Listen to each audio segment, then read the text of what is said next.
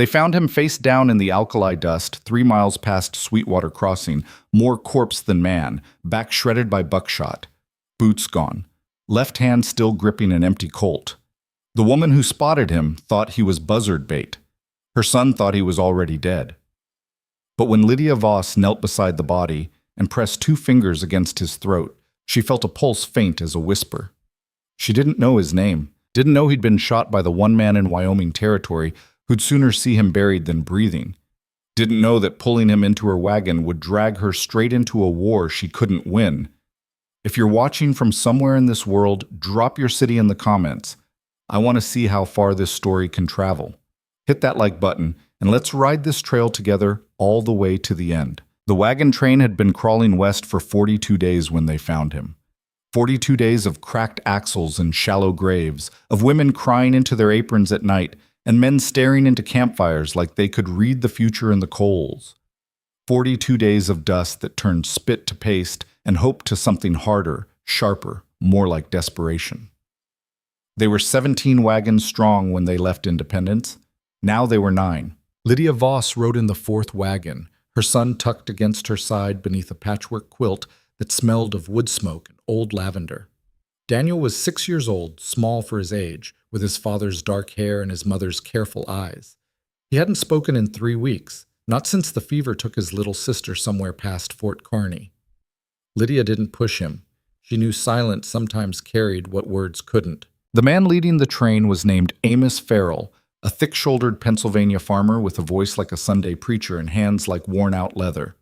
He'd promised them land, rich land, black soil and cold water, timber enough to build, grass enough to feed cattle through winter. He had maps, he had letters from a territorial agent, he had everything except the truth. But Lydia had stopped asking questions. She had a boy to feed and no husband to help her do it. The war had taken him at Shiloh, and the farm had taken everything else. Going west wasn't a choice. It was the only direction left. She was driving the wagon herself that morning, reins loose in her calloused hands, when the shout came up from the front. "Hold up! Ride her down!" The wagons creaked to a halt. Dust swirled and settled. Lydia pulled the brake and climbed down, telling Daniel to stay put. He watched her go with those big dark eyes, silent as stone. Up ahead, a knot of men had gathered around something in the road. Lydia pushed through and saw it, a body, sprawled face down in the dirt, one arm bent at an ugly angle, the back of his shirt black with dried blood. Flies hummed in lazy circles. "Dead?" someone asked. "Near enough," another replied. Amos Farrell crouched low, hand hovering over the man's shoulder like he was afraid to touch him. "Check his pockets, see if he's got a name." "Check his wounds first," Lydia said. The men turned. Amos frowned. "Mrs. Voss, this ain't bit—" "Check his wounds," she said again, sharper this time. She knelt beside the body, pressed her fingers to the side of his throat, just below the jaw. For a long moment, there was nothing. Then she felt it. Faint. Uneven. But there. A heartbeat. "He's alive," Amos swore under his breath. "Alive don't mean worth saving." "Maybe not to you," she motioned to 2 of the younger men. "Help me turn him over. Gentle." They hesitated, but they obeyed. Together, they rolled the man onto his back.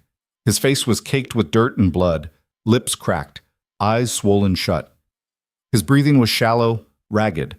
Buckshot had torn through his shirt and into the meat of his shoulders and ribs. Too many wounds to count, too close together to be an accident. Someone had meant to kill him. "Good Lord," one of the men whispered. "What kind of man does this?" "The kind that don't miss," Lydia said quietly. She pulled a canteen from her belt and wet the corner of her apron, dabbing at the man's face until some of the grime came away. Beneath it, she saw hard features, lean jaw, scarred cheek, a nose that had been broken more than once. Not young, not old, somewhere in between, worn down by years that hadn't been kind. Amos stood, wiping his hands on his trousers. "We leave him." Lydia looked up. "What?" "I said we leave him. We got children in these wagons, Mrs. Voss, sick ones, hungry ones. We can't afford dead weight, and we sure as hell can't afford trouble. Man shot like that, someone wanted him dead for a reason. We take him with us. We take that reason too. He'll die out here." "That's his concern," not ours. It's ours if we leave him to it. Amos's face darkened. You questioning my authority? I'm questioning your judgment. The two of them stared at each other, the air between them tight as a drawn bowstring. The other men shifted, uncomfortable. No one spoke. Finally, Lydia stood. I'll take him in my wagon. He's my responsibility, not yours. Mrs. Voss, I'll take him, she said again, and there was steel in her voice now, the kind that didn't bend. And if there's trouble, I'll answer for it. But I won't leave a man to die in the dirt like a dog. Amos held her gaze a moment longer, then shook his head. On your conscience, then. He turned and walked back toward the lead wagon, barking orders to get moving. The other men followed. Lydia looked down at the unconscious stranger, then motioned to the two who'd helped her turn him. Get him into my wagon. Be careful with his back.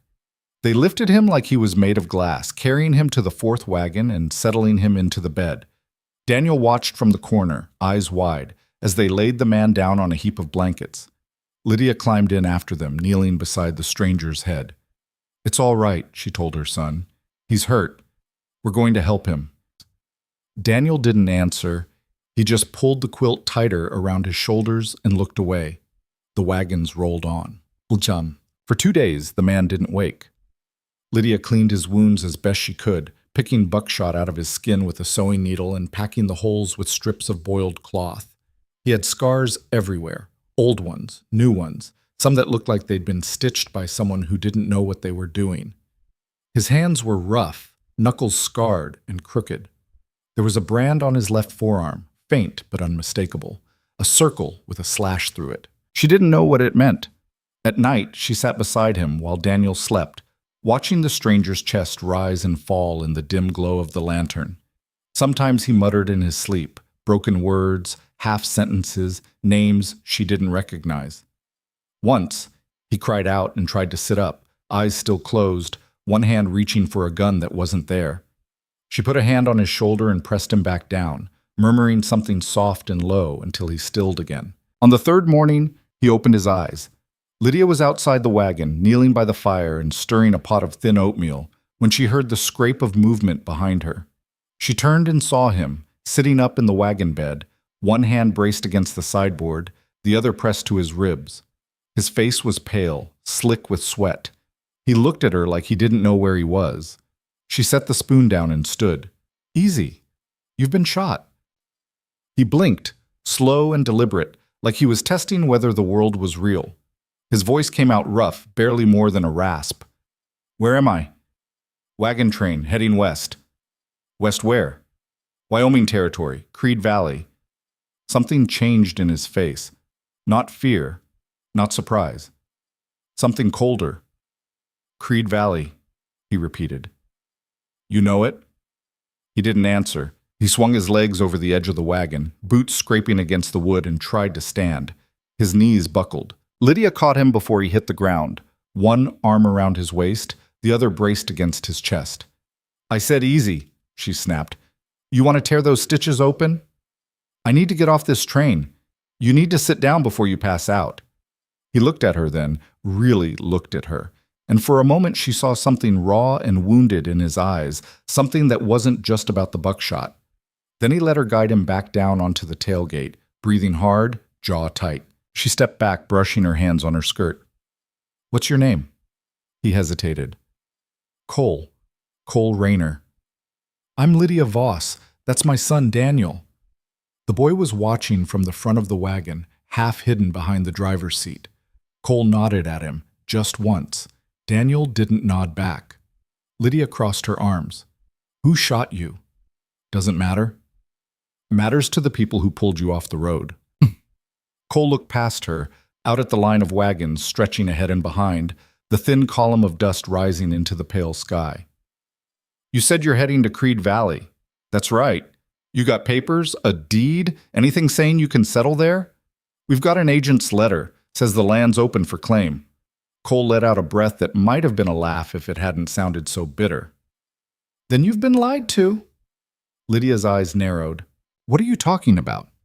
Creed Valley isn't open. It's owned. Every acre, every creek, every blade of grass. Man who owns it doesn't share, doesn't sell, doesn't negotiate. You roll into his valley without his say-so, you won't roll back out. We were told. You were told wrong. She studied him, trying to decide if he was telling the truth or just trying to scare her. His face gave nothing away. And you know this how? Because the man who owns that valley is the one who put buckshot in my back. A cold thread of unease coiled in Lydia's stomach. What's his name? Silas Creed. The name hung in the air like smoke. Lydia turned and walked back to the fire, her mind spinning. She'd heard stories about men like that, cattle barons, land kings, men who ruled their piece of the frontier like it was a country unto itself. She'd thought they were exaggerations, campfire tales to keep greenhorns nervous. But the look in Cole Rayner's eyes told her different. She poured oatmeal into a tin bowl and carried it back to him. Eat. You need your strength. He took the bowl but didn't touch the spoon. You need to turn this train around. We can't. You don't understand. I understand just fine, she said, her voice hard. We've got no money, no food, and nowhere to go back to. This train is full of people who sold everything they had for one last chance. You tell them to turn around, they'll starve before they reach the Missouri. They'll die if they don't. Maybe, but at least they'll die trying. Cole stared at her, and for the first time since he woke, she saw something like respect flicker across his face. He lifted the spoon and took a slow, careful bite. Swallowed, grimaced. Tastes like saddle leather, he muttered. Then you're lucky I didn't cook the saddle. Despite everything, the corner of his mouth twitched. Just barely. Just enough. By midday, word had spread through the train that the stranger was awake. Amos Farrell came by to see for himself, standing at the back of Lydia's wagon with his arms crossed and his jaw set. You got a name? He asked. Cole Rayner. What happened to you? Got shot. I can see that. Who shot you? Cole looked at him evenly. Man named Silas Creed. Amos frowned. Never heard of him. You will. That's supposed to scare me? It's supposed to warn you. Amos stepped closer, lowering his voice so the others wouldn't hear. You bring trouble to this train, Rayner, and I'll leave you in the dirt myself. We clear? Crystal. Good. Amos turned and walked away, boot heels crunching in the dry grass. Lydia watched him go, then looked back at Cole. He's scared. He should be. Are you? Cole didn't answer right away. He leaned back against the wagon side, one hand pressed to his ribs, eyes distant. Fear's got nothing to do with it. Creed and I have history, old history, the kind that doesn't get buried. What kind? He met her gaze. The kind that ends with one of us dead. She wanted to ask more, but something in his face told her to leave it alone. Instead, she handed him a canteen and told him to drink. He did, slow and careful, then handed it back. Thank you, he said quietly. For the water? For not leaving me. Lydia nodded once, then turned and walked to the front of the wagon, climbing up onto the driver's seat beside Daniel. The boy looked at her, silent as always, and she put an arm around his shoulders. We're going to be all right, she told him. He didn't answer. The wagons rolled on, dust rising in their wake, the mountains growing sharper on the horizon. And in the back of the fourth wagon, Cole Rayner sat alone, staring at the brand on his forearm and thinking about a man he'd hoped never to see again. Creed Valley was 3 days away. They crossed into the valley on a bright, cold morning, the sun cutting through thin clouds and turning the grass to gold. The land opened up before them like a promise, wide and green, stitched with creeks that ran clear and cold, bordered by low hills thick with pine. It was the kind of country people dreamed about in the dark, huddled in wagons that smelled of sickness and sweat. The wagons stopped at the crest of a rise, and for a long moment no one spoke. They just looked. Lord have mercy, someone whispered. Amos Farrell stood in his stirrups, shading his eyes against the sun, a slow smile spreading across his face. There it is, folks, the land we've been promised. A cheer went up, ragged, exhausted, but real. Women wept. Men clapped each other on the back. Children climbed out of wagons and ran through the grass, laughing for the first time in weeks. Lydia sat on the driver's seat, Daniel beside her, and felt something twist in her chest. It was beautiful. It was everything they'd been told. And if Cole Rayner was right, it was a trap. She looked back at him. He was standing now, one hand braced against the wagon frame, staring out at the valley with an expression she couldn't read. "Is that it?" she asked. "Creed's land?" "Every inch." "I don't see any cattle." "You will." As if on cue, a rider appeared on the southern ridge, just one, moving fast, kicking up a plume of dust. He reined in at the top of the hill, silhouetted against the sky, and sat there watching the wagons like a hawk watching mice. Then he turned and rode back the way he'd come. Cole's jaw tightened. "They know we're here." Amos had seen the rider too. He rode back along the line, his face set, his voice loud and confident. "Settle down, folks. Probably just a ranch hand, nothing to worry about." But Lydia saw the way his hand rested on the rifle in his saddle scabbard. Cole climbed down from the wagon, slow and stiff, and walked to where Amos sat his horse. "You need to turn around, now." Amos looked down at him. "We just got here. And if you stay, you won't leave. That your opinion, or you got proof?" "I've got 20 years of knowing Silas Creed. That's all the proof I need." Amos leaned forward in the saddle, his voice dropping low. "I don't know what's between you and this Creed fellow, and I don't care. But I've got families counting on me, Reiner. Good people who've lost everything. I'm not turning them away from the only hope they've got left just because you've got a grudge. It's not a grudge. It's a warning." "Then I'll take my chances." Amos wheeled his horse and rode to the front of the train, raising his voice again. "We're moving down into the valley. Stay together, keep your eyes open, and don't wander off. We're home, folks." Another cheer. The wagons creaked into motion. Cole stood there, fists clenched, watching them roll past. Lydia drove her wagon up beside him and stopped. "You coming?" He looked at her. "You really want to do this?" "I don't have a choice." "Everyone's got a choice. Not when the other option is starving in a ditch." He held her gaze a moment longer, then climbed back into the wagon without another word. They descended into Creed Valley together, the sun warm on their backs and the shadow of the mountains long across the grass. And somewhere to the south, a man with iron in his spine and blood on his hands sat in a ranch house built of stone and timber, staring at a report from his foreman, and began to plan. Silas Creed had visitors, and Silas Creed did not like uninvited guests. They made camp near a bend in the creek, where the water ran shallow over smooth stones and cottonwoods grew thick enough to offer shade. The wagons formed a loose circle, and within an hour cook fires were burning, tents were going up, and the sound of children's laughter echoed off the hillsides. Lydia unhitched the oxen and led them to the water, Daniel trailing behind her, still silent. Cole stayed with the wagon, sitting on the tailgate, cleaning the Colt he'd found tucked under the driver's seat. Lydia's, he assumed, though she hadn't mentioned it. The cylinder was empty. He checked the action, thumbed the hammer, sighted down the barrel. It was old, but it would do. A man approached from the direction of the lead wagon, tall, lean, with a smooth face and a smile that came too easy. He wore a vest over a clean shirt, boots polished to a shine, and a hat that looked like it had never seen a hard day's work. "You must be Cole Rayner," the man said, extending a hand. "Name's Gideon Pike. Pleased to meet you." Cole looked at the hand but didn't take it. "What do you want?" Gideon's smile didn't falter.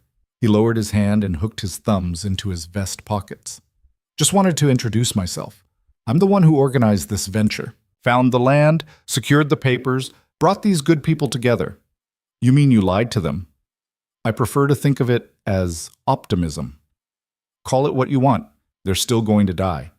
Gideon's smile thinned, just a fraction. "You're a pessimist, Mr. Rayner." "I'm a realist." "Well, I'm a businessman, and I've got a keen interest in making sure these settlers succeed. Creed Valley's got everything we need: water, timber, soil, grass. All we need is a little cooperation from the man who thinks he owns it. He doesn't think he owns it, he does.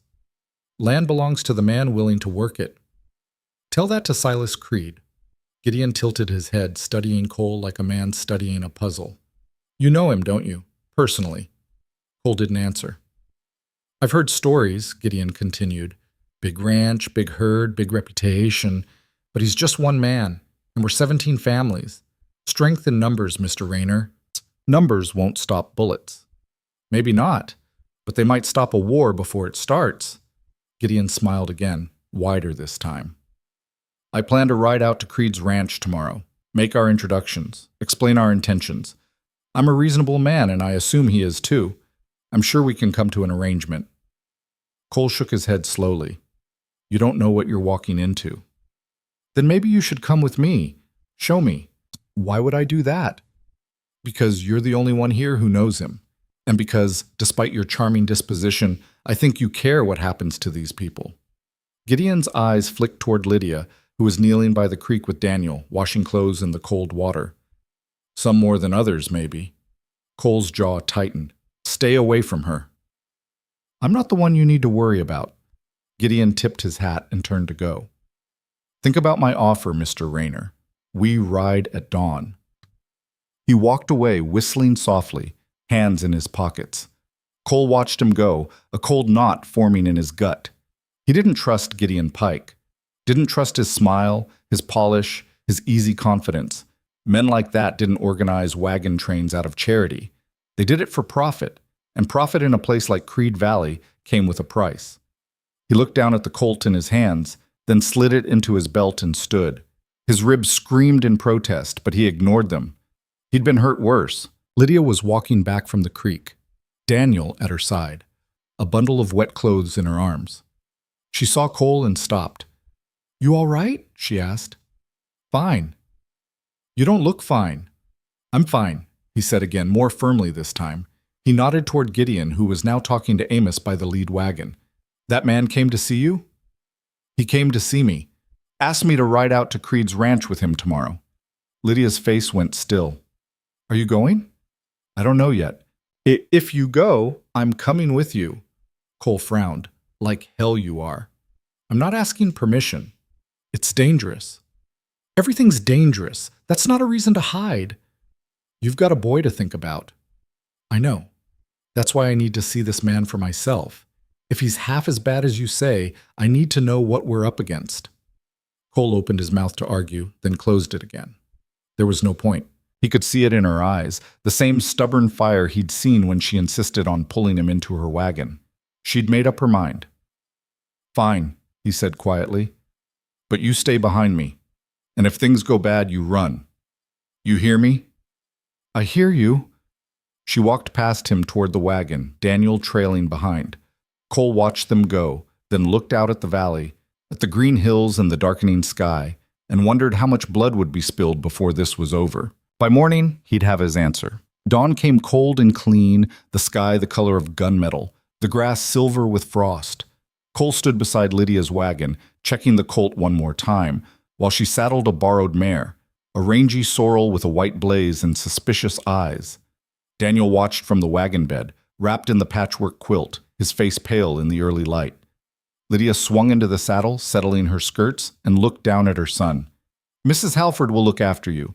Stay close to the wagons. Don't wander. The boy nodded, but said nothing. He hadn't spoken since they buried his sister, and Lydia had stopped expecting him to. Some wounds ran too deep for words. She turned the mare and rode toward the edge of camp, where Gideon Pike sat his horse, a tall black gelding with a sleek coat and expensive tack. Amos Farrell was there too, along with two other men from the train, both armed with rifles that looked older than the Republic. Gideon smiled when he saw Lydia. Mrs. Voss, didn't expect you to join us. I don't like surprises, she said evenly. Figured I'd see this man for myself. Admirable. Gideon's eyes flicked to Cole, who was walking toward them on foot, moving stiff and slow. Mr. Rayner, changed your mind? Didn't have much choice. No horse? I'll walk. Gideon raised an eyebrow. It's 10 miles to Creed's ranch. Then we'd better get started. Amos cleared his throat. Gideon, you sure about this? Taking a man Creed already tried to kill? I'm counting on it, Gideon said smoothly. Mr. Rayner's presence will show we're serious, that we're not afraid. Or it'll start a fight before we get through the door, Cole muttered. Then let's hope cooler heads prevail. Gideon touched his heels to the black's flanks and rode out, the others falling in behind him. Cole walked alongside Lydia's mare, one hand pressed to his ribs, his breath coming shallow. She looked down at him, frowning. You're going to tear those stitches. Probably. You should have stayed at camp. So should you. She didn't argue. They rode in silence for a while, following the creek south through open grassland dotted with cattle, big red and white Herefords with brands burned into their hides, the same brand Cole carried on his arm. Lydia saw him looking at the cattle, then at his forearm. That mark, she said quietly. It's his, isn't it? Creed's. Cole nodded. How long were you with him? Long enough. What happened? He didn't answer right away. His eyes were fixed on the horizon, where a line of buildings had begun to take shape. Ranch house, barn, bunkhouse, corrals. All of it built solid and permanent, like a man planning to stay forever. We fought in the same war, Cole said finally. Different sides at first, then the same side, then no side at all. By the time it was over, we were the only ones left. He paused, his jaw working. We came out here together, built that ranch with our own hands, ran cattle, hired men, carved out a piece of ground and held it. For 10 years it worked. Then it didn't. What changed? Everything. His voice was flat, empty. He had a daughter, Emma, sweet kid, maybe 8 years old. Her mother died giving birth, so it was just the two of them. Silas loved that girl more than anything in the world, more than the land, more than the cattle, more than his own life. Oh, Lydia felt something cold settle in her chest. What happened to her? Fever. Same kind that took your daughter, probably. Came on fast, burned her up in 3 days. I was there when she died. Watched Silas hold her while she went. He didn't cry, didn't scream, just sat there, still as stone, until she stopped breathing. Cole's voice dropped. Then he stood up, walked outside, and shot the doctor. Lydia's breath caught. Said the man didn't try hard enough, didn't care enough. I tried to stop him, but I was too late. The doc was dead before he hit the ground. Cole looked at her, his eyes hard. I told Silas it wasn't the doctor's fault. Told him grief had twisted his mind. He said I was weak. Said I didn't understand what it meant to lose everything. We fought. Words first, then fists, then guns. He put buckshot in my back and left me for dead on the trail north. He touched his ribs. I guess he didn't finish the job. Lydia stared at him, trying to reconcile the story with the man walking beside her, this hard, scarred stranger who'd saved her son from starvation by sharing his rations, who'd sat with her by the fire and told her she didn't have to be strong all the time. Why did you come back? She asked. I didn't. You brought me. You could have left, could have ridden north the moment you woke up. Cole's mouth twitched, something that wasn't quite a smile. Maybe I'm tired of running. Before she could respond, Gideon reined in his horse and raised a hand. There it is, folks, the Creed Ranch. They stopped at the edge of a low rise, looking down at the compound spread across the valley floor. It was bigger than Lydia had expected, bigger than any ranch she'd ever seen. The main house was 2 stories, built of stone and dark timber, with a wide porch and tall windows that glinted in the morning sun. The barn was the size of a church. The corrals stretched for acres, and a dozen men moved among the buildings, working with the easy efficiency of soldiers. One of them had already spotted the riders. He stood in the yard, shading his eyes, then turned and walked quickly toward the house. They know we're here, Amos said, his voice tight.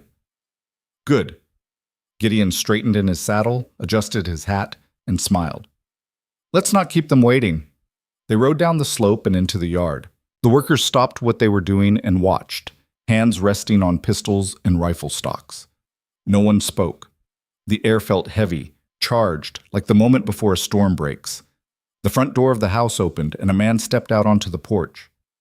Silas Creed. He was tall, broad-shouldered, with iron gray hair and a face carved from granite. He wore a black coat over a dark shirt, boots polished to a high shine, and a gun belt that looked like it had seen more use than most men's hands. His eyes were the color of winter sky, pale, cold, and unreadable. He looked at the riders, looked at Gideon, at Amos, at the 2 armed men. Then his gaze landed on Cole. For a long moment, neither man moved. The silence stretched, taut as a rope about to snap. Then Silas smiled. It was not a kind smile. Cole Rayner, he said, his voice low and rough, like gravel sliding over steel. I'll be damned. I thought the coyotes would have finished you by now. Cole didn't flinch. Takes more than buckshot to kill a man, Silas. I'll remember that next time. There won't be a next time. We'll see. Gideon cleared his throat, dismounting with a flourish and striding toward the porch like he owned the place. Mr. Creed, my name is Gideon Pike. I represent a group of settlers who've recently arrived in your valley. We've come to discuss terms. Silas didn't look at him. His eyes stayed locked on Cole. You bring him here to threaten me? I brought him because he knows you. I thought it might facilitate conversation. Conversation? Silas turned his gaze to Gideon, and the temperature seemed to drop 10 degrees. You want to have a conversation about my land? About sharing it, yes. We're reasonable people, Mr. Creed. We're not asking for charity. We're willing to work, to pay, to contribute. All we need is a fair chance. A fair chance. Silas stepped off the porch, his boots thudding against the packed earth. He was a big man, bigger up close, and he moved with the deliberate calm of someone who'd never had to prove anything to anyone. You rode into my valley without permission, set up camp on my land, let your cattle drink my water and eat my grass. And now you want to talk about fairness. We didn't know. You didn't ask. Silas's voice was quiet, but it carried like a whip crack. You didn't ask because you didn't care. You saw something you wanted and you took it. That's not settlement. That's theft. Gideon's smile didn't waver, but Lydia saw the muscle jump in his jaw. Mr. Creed, with all due respect, this is open territory. The land office is 200 miles east and doesn't know a damn thing about this valley. I do. I've bled for it, built on it, buried people I loved in it. It's mine, every acre, and I don't share. Amos spoke up, his voice harder than Lydia had ever heard it. You can't own a whole valley. Silas looked at him. I just did. The two armed men shifted in their saddles, fingers twitching toward their rifles. The ranch hands in the yard moved closer, hands on their guns. The air crackled. Cole stepped forward, putting himself between Silas and the settlers. Let them go, Silas. They're not your enemy. They're on my land. They're refugees, families, people with nothing left. That's not my problem. It is if you make it one. Silas's eyes narrowed. You threatening me, Cole? I'm reminding you who you used to be. I'm exactly who I've always been. No. Cole's voice dropped, rough with something that might have been grief. You used to be a man who gave a damn, who'd help a stranger if he needed it, who believed people deserved a chance. That man died with my daughter. Emma wouldn't want this. The words hit like a fist. Silas's face went white, then red, his hands clenching into fists.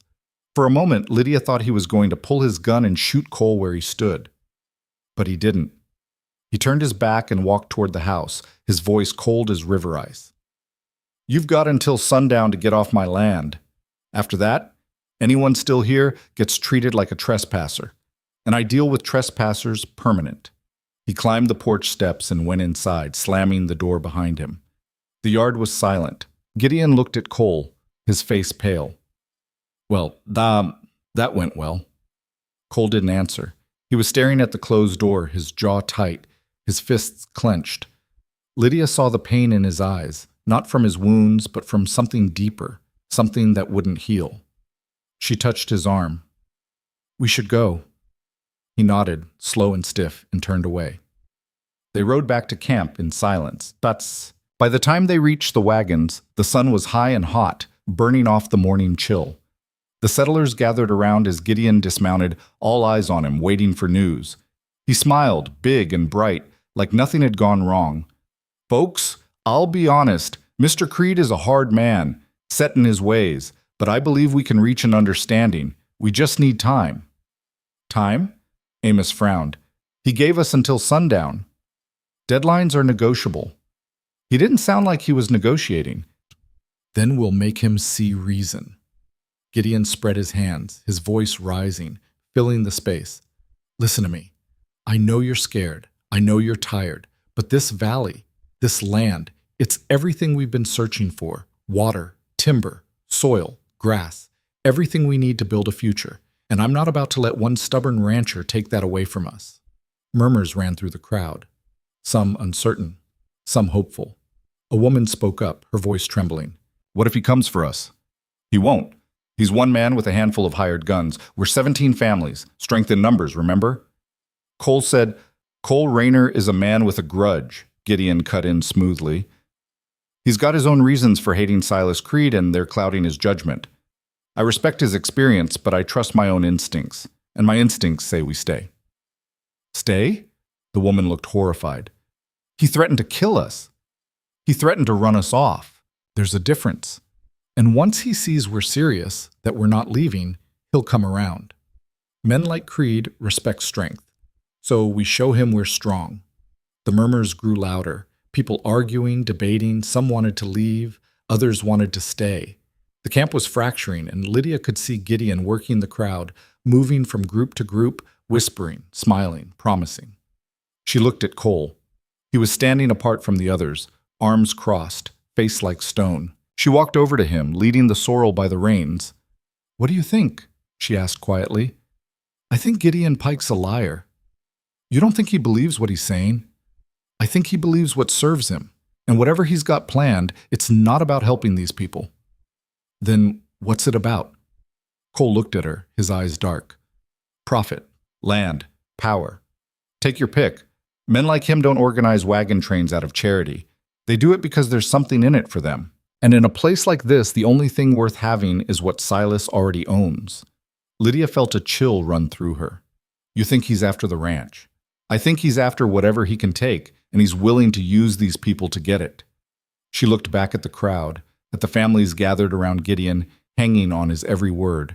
She saw desperation in their faces. Hope. Fear. They were drowning, and Gideon was throwing them a rope. Never mind that it was tied to an anchor. "We should leave," she said quietly. "All of us. Tonight, before Creed comes. Try telling them that." "I will." She started toward the crowd, but Cole caught her arm. "Don't." "Why not?" "Because they won't listen. They're too tired, too desperate, too far from home. Gideon's given them something to believe in, and they'll hold on to it even if it kills them."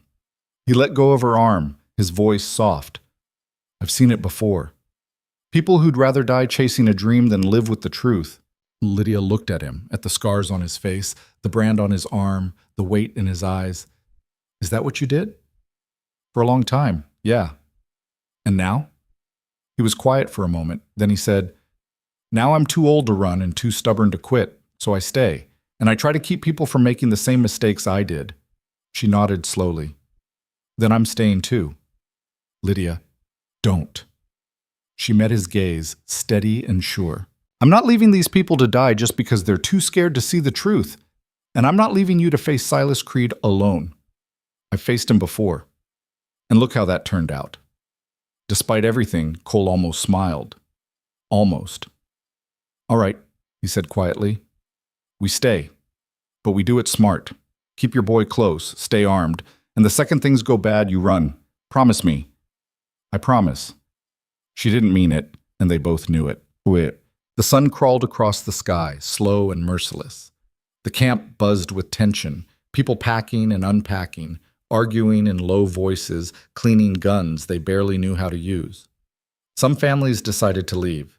3 wagons pulled out before noon, heading north, drivers pale and silent. The others stayed, huddled around Gideon like he was a fire in winter.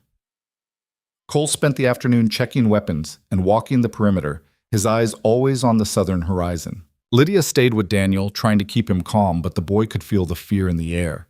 He clung to her skirt, his small hands twisted in the fabric, his eyes wide and watchful. As the sun began to sink, painting the sky orange and red, Cole climbed onto the back of a wagon and raised his voice. "Listen to me." The camp went quiet. People turned, some hostile, some curious. "I know most of you don't trust me," Cole said. "I know you think I'm trying to scare you. Maybe I am, but I'm also trying to keep you alive." He paused, letting the word settle. "Silas Creed is not a man who bluffs. If he says he'll come at sundown, he will. And when he does, he won't bring words. He'll bring guns." "So what do you suggest?" someone called out. "We just roll over?" "I suggest you leave, now, while you still can. And go where?" another voice shouted. "We've got nothing left. This is our last chance." "It's your last chance to get killed," Cole shot back. "Creed's got 20 men, maybe more." "You've got what?" A dozen rifles and a prayer? You stay here, you die. It's that simple. Gideon stepped forward, his face calm, his voice smooth.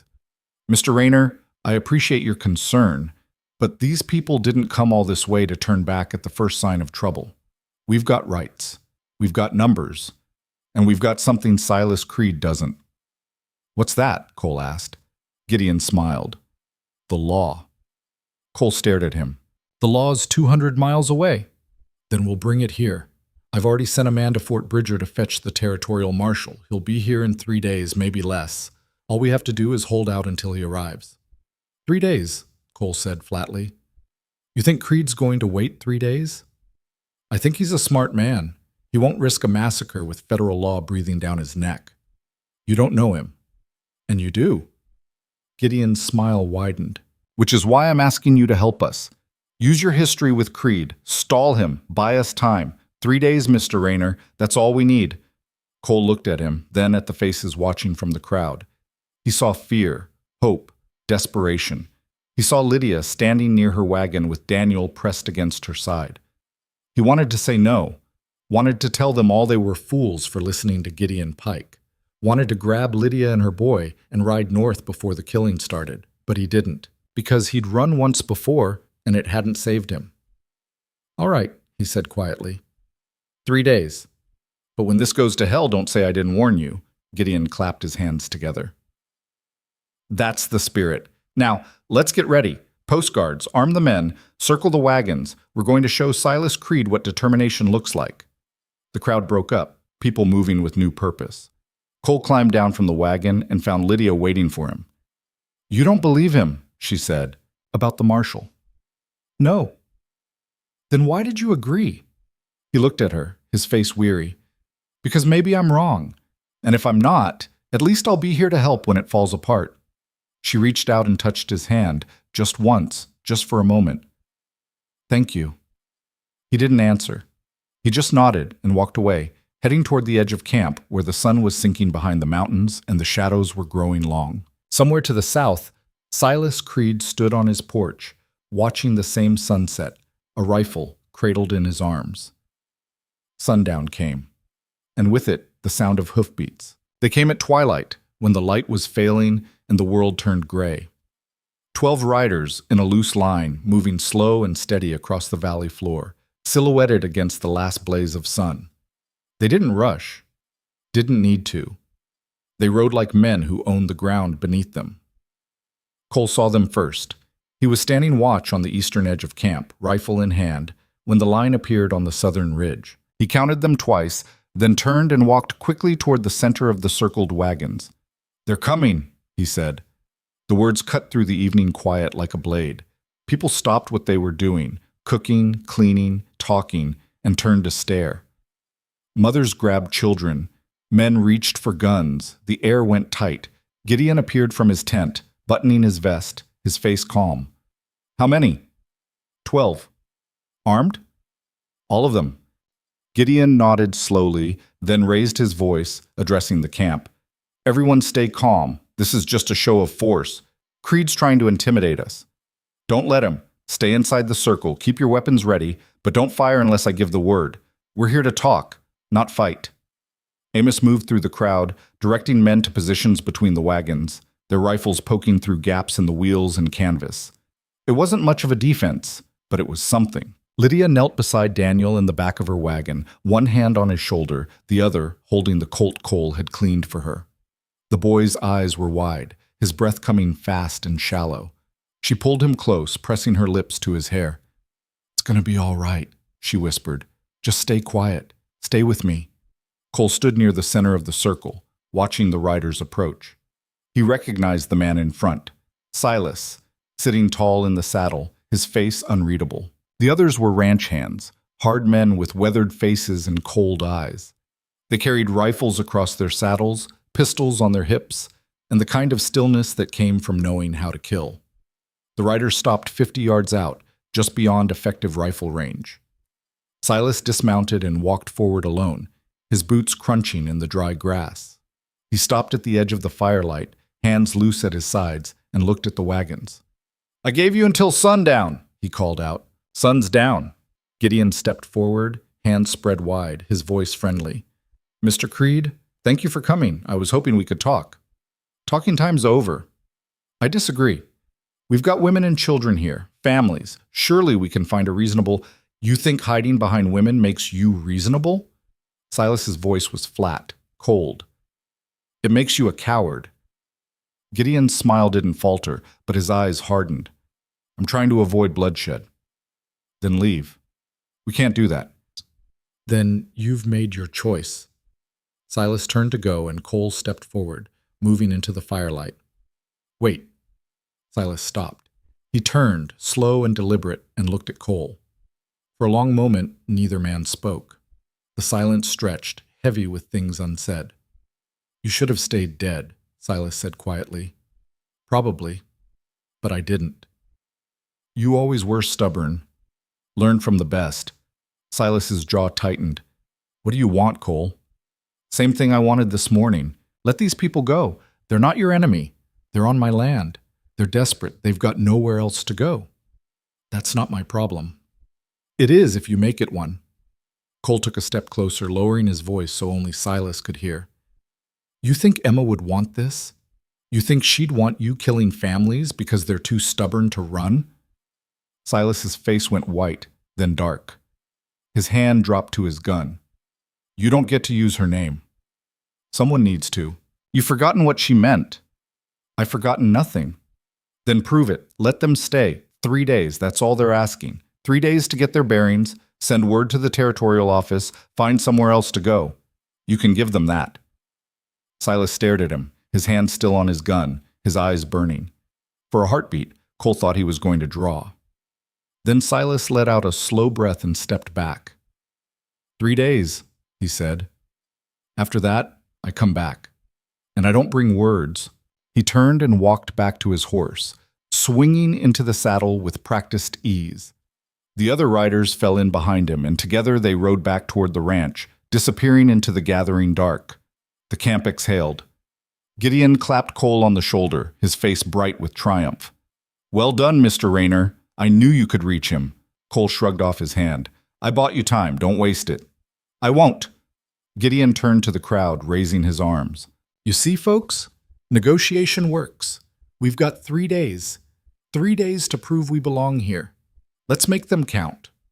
A ragged cheer went up, more relief than celebration. People hugged each other, laughed, cried. The tension broke like a fever. But Cole didn't join them. He stood at the edge of the firelight, watching the southern horizon, his face grim. Lydia came to stand beside him, Daniel clinging to her skirt. You don't think it's over, she said. It's not even started. But Silas agreed to 3 days because I asked him to. But he didn't agree to let you stay. And when those 3 days are up, he'll come back. And next time, talking won't stop him. Lydia looked at the celebrating settlers, then back at Cole. What do? We prepare. And we watch. Because something's wrong here, and I can't figure out what. Wrong how? Cole shook his head slowly. Gideon Pike's too calm, too confident. He's been playing this like he knows how it ends, and that scares me more than Silas ever could. The first day passed quiet. Too quiet. The settlers worked with grim determination, unloading wagons, setting up tents, digging a well near the creek. Some of the men rode out to scout the valley, looking for good land to claim. They came back talking about timber stands, grazing meadows, soil so black it looked like it had been shipped from Illinois. Gideon moved among them, encouraging, advising, always with that easy smile. He talked about forming a town council, dividing the land into parcels, building a school and a church. He made it sound real, made it sound possible. And slowly, against all reason, people started to believe. Cole watched it all with growing unease.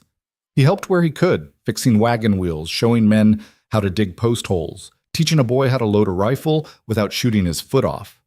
But his eyes were always moving, always scanning the ridges, the tree lines, the southern horizon. Lydia noticed. She brought him coffee at midday, strong and black, and sat beside him on a fallen log. You haven't slept, she said. Can't afford to. You need rest. Those wounds will heal or they won't. Right now, that's not what matters. She sipped her coffee, watching him. What are you looking for? I don't know yet, but I'll know it when I see it.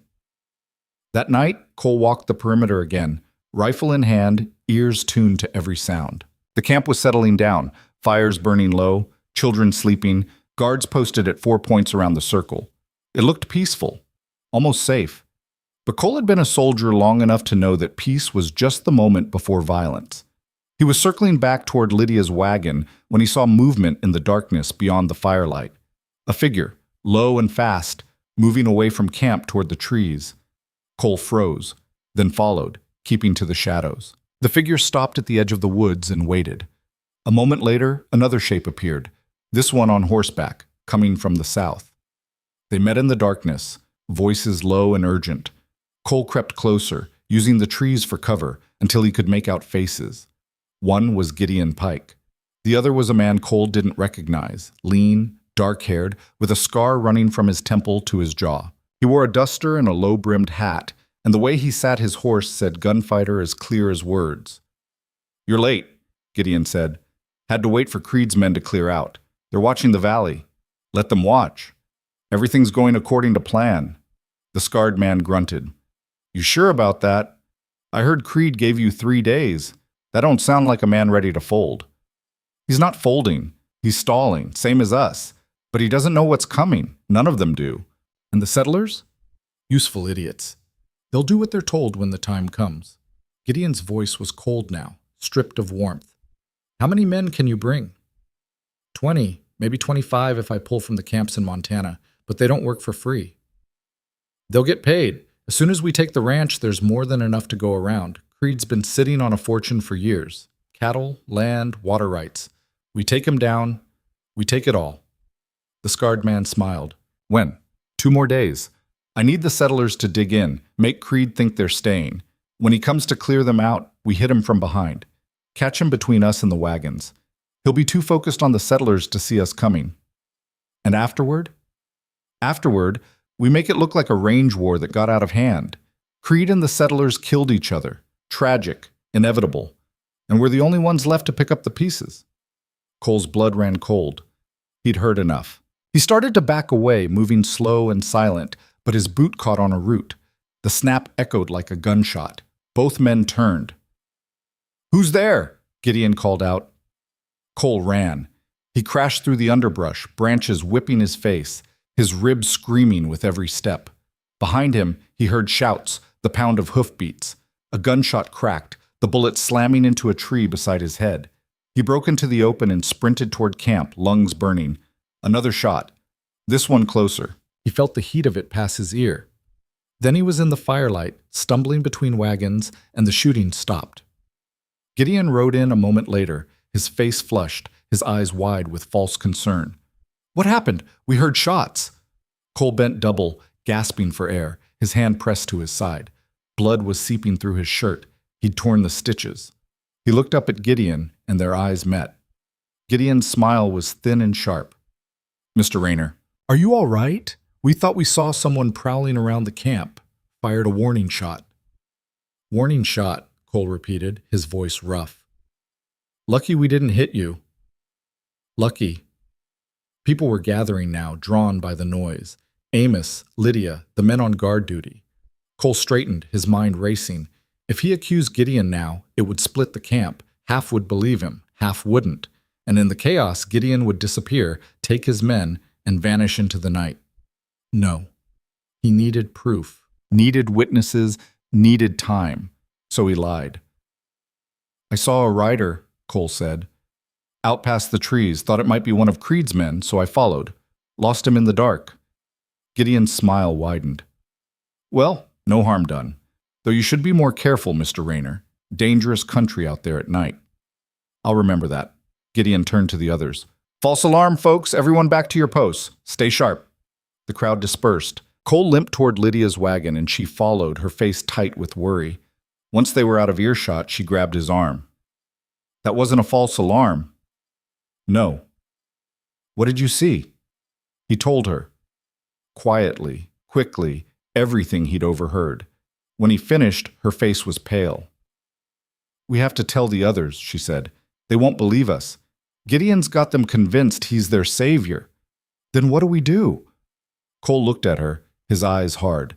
We get proof, and we get it before Gideon's men arrive, because once they do, this whole valley is going to burn.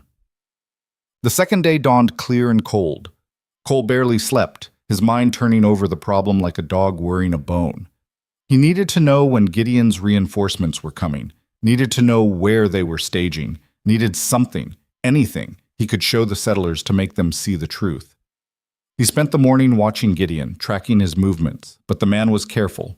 He stayed in camp, talked to families, played the benevolent leader. If he was communicating with the gunfighters, Cole couldn't see how. Then, at noon, a rider appeared on the northern ridge. Young, maybe 17, riding hard. He came straight to Gideon and dismounted, breathing heavy. Gideon took him aside, out of earshot, but Cole saw the boy's face, saw the fear there. When the boy rode off again, Gideon's smile was gone. He walked quickly to his tent and disappeared inside. Cole waited 10 minutes, then followed. He approached from the back, moving quiet, and pressed his ear to the canvas. Inside, Gideon was talking to someone. Another man, his voice low and rough. The marshal's already left Fort Bridger, Gideon was saying. He'll be here tomorrow. Maybe sooner if he pushes. That's a problem, the rough voice said. Cole recognized it, the scarred gunfighter from the woods. It's a complication, not a problem. We move tonight instead of tomorrow. Gather your men. Hit Creed's ranch at dawn. By the time the marshal arrives, it'll be over. What about the settlers? Let them stay in camp. Once the shooting starts, they'll panic, maybe fire a few shots at Creed's men. It'll look like they were part of it. And Rayner? Gideon was quiet for a moment. Then he said, kill him. Make it look like Creed's men did it. He's too smart to keep around. Cole's hand dropped to his gun. He could kick in the tent right now, put a bullet in both of them, end this before it started. But then what? The gunfighters would scatter. The settlers would turn on him. And Creed would still come in 3 days, convinced the settlers had tried to kill him. No. He needed to turn this around. Needed to make Gideon's plan work against him. He backed away from the tent and walked quickly to Lydia's wagon. She was hanging laundry, Daniel playing quietly in the grass nearby. When she saw Cole's face, she put down the wet shirt and came to him. What is it? They're moving tonight. Gideon's bringing his men to hit Creed's ranch at dawn. Her hand went to her mouth. We have to warn him. I know. But if I ride out there, Gideon will know something's wrong. He'll call it off, regroup, try again later. Then what? Cole looked at her, then at Daniel. An idea was forming, risky and desperate, but it was all he had. You go. She blinked. What? You ride to Creed's ranch, tonight. Tell him what's coming. He'll believe you. You've got no reason to lie. And while you're doing that, I'll stay here and make sure Gideon thinks everything's going according to plan. Cole, if they find out, they won't. Not if we're careful. You take the sorrel, ride south after dark. Stay off the main trail. Creed's men will spot you before you reach the house. Let them. Tell them you need to see Silas. Tell them it's about saving his life. Lydia stared at him, her mind racing. And Daniel? Stays with me. I'll keep him safe. She looked at her son, then back at Cole. Her jaw tightened. If anything happens to him, it won't. I swear it. She nodded, slow and deliberate. All right, I'll go. All right. Night fell fast, the sky turning from blue to black in what felt like moments. Lydia waited until the camp settled, then saddled the sorrel in silence. She wore a dark shawl over her shoulders, a knife tucked into her belt. Cole walked her to the edge of camp, Daniel's hand in his. Stay low, Cole said quietly. Follow the creek south. When you see the ranch lights, call out before you get close. Creed's men are jumpy. I know. And Lydia... He hesitated, then said, if this goes wrong, if I don't make it, you take Daniel and ride north. Don't look back. Don't wait for anyone. Just go. She looked at him, her eyes bright in the darkness. You're going to make it. Maybe. She leaned in and kissed his cheek, quick and soft. Then she swung into the saddle and rode into the night, disappearing into the shadows. Cole watched her go, his chest tight, then looked down at Daniel. The boy stared up at him, silent and solemn. Your mama's brave, Cole said quietly. braver than most men I've known. Daniel didn't answer, but his small hand tightened around Cole's. Together they walked back to the wagon. Cole checked his rifle, his pistol, the knife in his boot. Then he sat on the tailgate and waited. Daniel curled up beside him beneath the patchwork quilt. Somewhere in the darkness, Gideon's men were gathering, and somewhere to the south, Lydia was riding toward a man who wanted Cole dead. The night stretched long and Cole didn't sleep. Lydia reached the ranch just past midnight. She'd ridden hard, the sorrel's breath coming in great steaming clouds, her own heart hammering against her ribs. When she saw the lights of the house glowing in the valley below, she reined in and called out, "Hello, the house! I'm alone! I need to see Silas Creed!" For a long moment, nothing. Then shadows moved in the darkness, and 3 men stepped into the open, rifles leveled. "State your business," one of them said. "My name is Lydia Voss. I'm from the settler camp. I have information about an attack. Tonight. I need to see Mr. Creed. Now." The men exchanged glances. Then one of them nodded toward the house. "Come on, but keep your hands where we can see them." They escorted her to the porch where Silas stood waiting, a rifle cradled in his arms. He looked at her, his face hard and unreadable. "Mrs. Voss?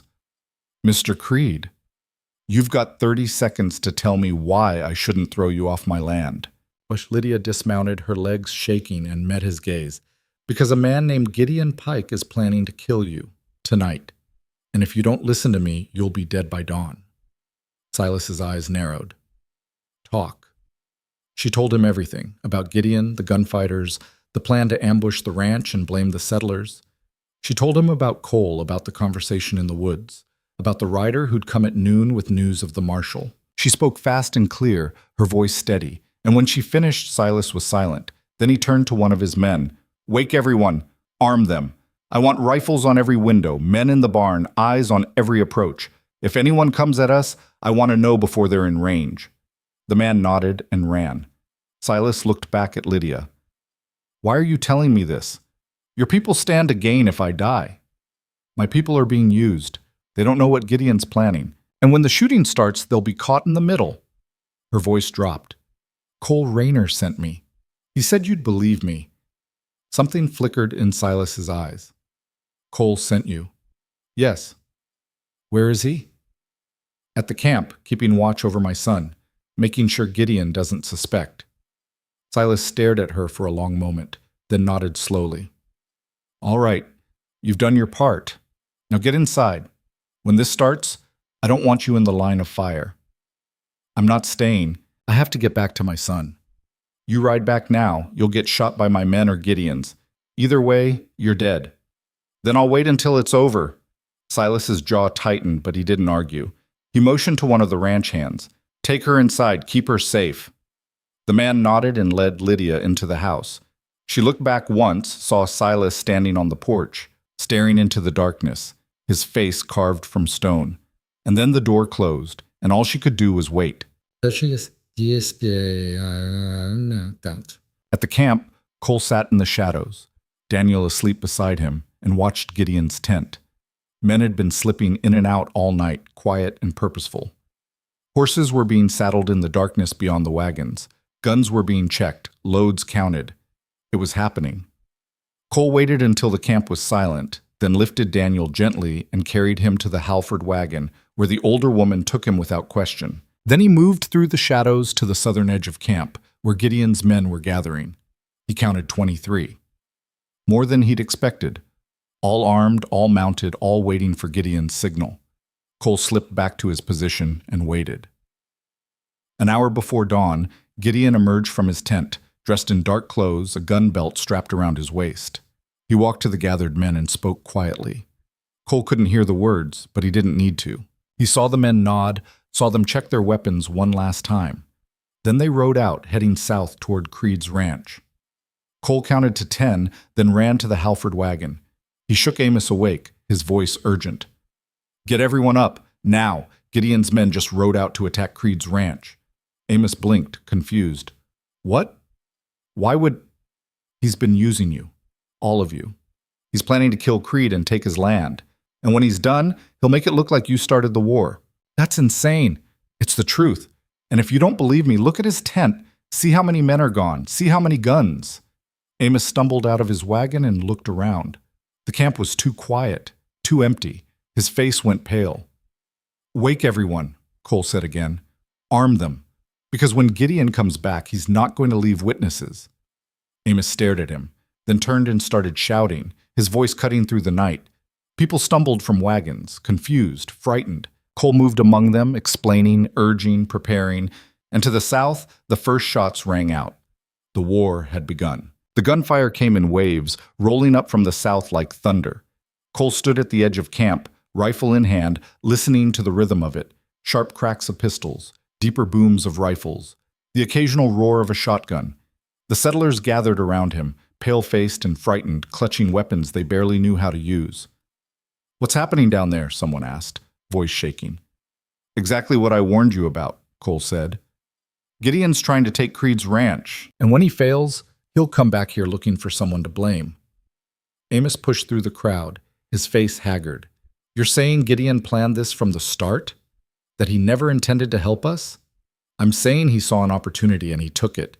You were cover, cannon fodder. The moment things went wrong, you'd be the ones left holding the smoking gun. A woman began to cry. A man swore viciously. The crowd rippled with panic, anger, confusion. We have to run, someone shouted. Get out of here before they come back. Run where? Cole shot back. You think you'll make it 10 miles before Gideon's men hunt you down? Or before Creed decides you're part of the attack and comes for you himself? Then what do we do? Cole looked at them. These tired, desperate people who'd trusted the wrong man and paid for it with everything they had left. He saw fear in their faces.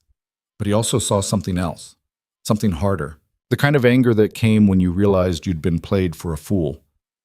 We fight, he said quietly. Not for Gideon, not for Creed, for yourselves, for your families. We make a stand here, and when Gideon comes back, we show him what happens when you push people too far. Amos stepped forward. I'm with you. Another man nodded, then another. Within moments, a dozen voices were calling out agreement. It wasn't everyone. Some families were already hitching wagons, preparing to flee, but it was enough. Cole turned to Amos. Get everyone who's staying inside the circle.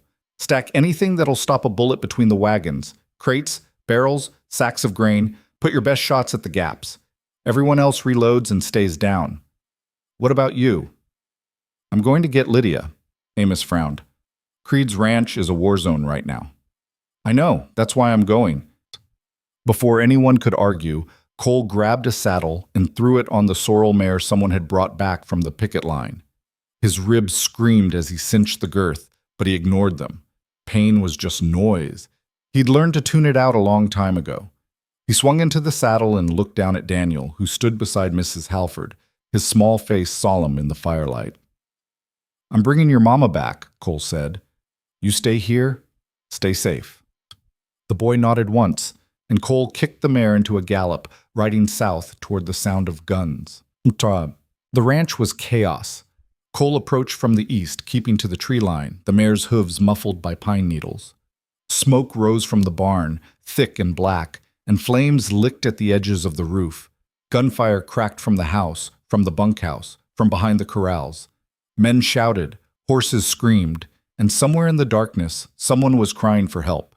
Cole dismounted and tied the mare to a tree, then moved forward on foot, rifle ready. He could see Gideon's men now, spread out in a loose line, using rocks and fence posts for cover, firing at the house in controlled bursts. They were good, professional, but they hadn't counted on Creed being ready. Silas's ranch hands were firing back from every window, every doorway, every piece of cover they could find. The shooting was disciplined, methodical. For every bullet Gideon's men sent down range, Creed sent 2. It was a stalemate, and stalemates didn't last. Cole circled wide, staying low until he reached the back of the house. A ranch hand saw him coming and nearly shot him before recognizing his face. Raynor? What the hell are you doing here? Looking for Lydia Voss, the woman who came to warn you. She's inside with the boss. Cole nodded and slipped through the back door into a hallway thick with smoke and the smell of gunpowder. He found Lydia in the main room, crouched behind an overturned table, a rifle in her hands. Her face was streaked with soot, her eyes wide but steady. When she saw him, relief flooded her features. "Cole, time to go. I'm not leaving until—" A window shattered, glass spraying across the room. Lydia ducked and Cole pulled her down beside him. Bullets punched through the walls, splintering wood, sending up clouds of dust. "Where's Silas?" Cole shouted over the noise. "Upstairs. He's trying to flank them from the second floor." Cole swore. He looked at Lydia, then at the stairs. Every instinct told him to grab her and run. But if Silas died here, Gideon would take the ranch and the settlers would be slaughtered as witnesses. There was no running from that. "Stay down," he told Lydia. "I'll be right back." "Cole?" But he was already moving, taking the stairs two at a time. He found Silas in a bedroom at the front of the house, kneeling by the window, firing carefully aimed shots at the men below. His face was set like stone, his movements calm and precise. "Silas." The older man didn't turn. "Thought you'd be halfway to Montana by now. Thought about it. Decided I'd rather not get shot in the back again." Despite everything, Silas almost smiled. "Lydia told me what you did, sending her here, warning me. Don't thank me yet. We're still pinned down." Silas fired another shot, then ducked as return fire shattered the window frame above his head. "They've got us surrounded on three sides. Can't get to the barn, can't reach the bunkhouse. They're trying to wait us out." "They won't have to wait long. That fire's spreading." "I know." Cole moved to the window and risked a look. He counted 15 men still in the fight, maybe more. Too many. And then he saw something that made his blood run cold. Gideon Pike, standing behind a water trough, calmly reloading a rifle. He wasn't fighting, wasn't even giving orders. He was just watching, waiting, like a man who knew the outcome before the game was played. "He's not trying to take the ranch," Cole said quietly. Silas glanced at him. "What?" "Gideon. He's not trying to win this fight. He's trying to make it look like you and the settlers killed each other. He doesn't care who dies, as long as he can claim the land when it's over." Silas's face darkened. "Then we give him something he wasn't expecting." "Like what?" "The truth." Silas stood, his jaw set. "I'm done hiding, done defending. Time to take the fight to them." "That's suicide." "Maybe, but it's better than burning alive." Silas walked to the door, then stopped and looked back. "You coming?" Cole stared at him. This stubborn, iron-willed man who'd put buckshot in his back and left him to die. This man who'd lost everything that mattered and turned his grief into walls no one could climb. This man who'd been his brother once, before the war, before Emma, before everything fell apart. "Yeah," Cole said quietly, I'm coming." They went downstairs together. Lydia looked up as they entered, her eyes moving between them, seeing something that hadn't been there before. Silas grabbed a shotgun from the rack on the wall and checked the loads. "We're going out the back. Gonna circle around and hit them from the side they're not watching. When we open up, you run for the tree line. Don't stop, don't look back." "I'm not leaving you," Lydia said. "You are if you want to see your boy again." Her jaw tightened, but she nodded. Silas turned to his men. "Anyone who can walk, grab a gun, and follow me. We're ending this." 6 men stood, their faces grim. It wasn't many, but it would have to be enough. They slipped out the back door and into the smoke-filled darkness. The barn was fully engulfed now, flames roaring into the sky, sparks swirling like fireflies. The heat was immense, pressing against Cole's skin like a physical thing. Silas led them wide, using the smoke for cover, until they reached the eastern side of the compound. From here they had a clear view of Gideon's men, silhouetted against the flames. "On my mark," Silas said quietly. He raised his shotgun, sighted down the barrel. "Now!" They opened fire. The first volley took down 3 men before they even knew they were being shot at. The others scattered, diving for cover, shouting in confusion. Gideon turned, his eyes wide, and for the first time Cole saw fear on his face. Silas's men pressed the attack, moving forward in a line, firing and reloading with practiced efficiency. Gideon's gunfighters fired back, but they were caught in the open, exposed, their careful positions useless. Cole saw one of them draw a bead on Silas and fired without thinking. The man went down, clutching his shoulder. Another turned and ran, disappearing into the darkness. The line was breaking, and then Gideon shouted, "Fall back! Fall back to the wagons! His men didn't need to be told twice. They retreated in ragged groups, some on foot, some on horseback, leaving their dead and wounded behind. Within moments, the yard was empty except for the crackling of flames and the moans of the injured. Silas lowered his shotgun, breathing hard. Check the wounded. Anyone still alive, bring them inside. The rest— He paused, his face tight. The rest we bury come morning. Cole looked at the barn, at the flames consuming everything Silas had built. I'm sorry. Don't be. It's just wood and nails. Silas turned to him, his eyes hard. But Gideon Pike's not getting away. Not after this. He's heading back to the settler camp. Then so are we. Shut. They rode north in the gray light before dawn. 20 men strong, Silas, Cole, and every ranch hand who could still sit a horse. Lydia rode with them, her face set, her rifle across her saddle. She'd refused to stay behind, and Cole knew better than to argue. The settler camp came into view just as the sun broke the horizon, painting the wagons in shades of gold and red. But the scene was wrong. The circle was tighter than before, the gaps between wagons barricaded with crates and barrels. Men stood at the edges, rifles ready, watching the southern approach. And in the center of the circle, tied to a wagon wheel, was Gideon Pike. Cole reined in, staring. Silas pulled up beside him, equally confused. Amos Farrell walked out to meet them, a rifle in his hands, his face exhausted but determined. Mr. Creed, Mr. Rayner. What happened here? Silas asked. We figured it out. Amos gestured toward Gideon, whose face was bruised and bloodied, his fine clothes torn. After you left, some of his men came back trying to convince us the attack was your fault. But we'd already heard the shooting, already knew the timing was wrong. So we asked Gideon some questions. When he wouldn't answer, we asked harder. Cole dismounted and walked to where Gideon sat, slumped against the wheel. The man looked up, his eyes dull. Didn't expect the sheep to grow teeth, did you? Cole said quietly. Gideon spat blood. You don't know what you've done. I was offering them a future. A real future. You were offering them a grave. Same thing in this country. Cole crouched down, his face inches from Gideon's. You tried to start a war. You used these people as bait. You got men killed for land you don't even own, and you thought you'd walk away rich. I would have, if you hadn't interfered. That's the problem with using people, Gideon. Sometimes they figure it out. Silas dismounted and walked over, his boots crunching in the dirt. He looked at Gideon with the same expression he might give a snake. Where are the rest of your men? Gone, scattered. They'll come back for me. I doubt that. Silas turned to Amos. The territorial marshal's riding in today. He can take this piece of garbage back to Fort Bridger. Let a judge decide what to do with him. Amos nodded. And us? What happens to the settlers? Silas looked at the wagons, at the families huddled inside, at the children peeking out from beneath canvas covers. He was quiet for a long moment. Then he said, You've got 3 days to decide if you want to stay or go. If you stay, you work. You contribute. You follow the rules and you don't steal, lie, or cheat. You do that, we'll find a way to make this work. A murmur ran through the settlers. Disbelief. Hope. Cautious, fragile hope. You mean it?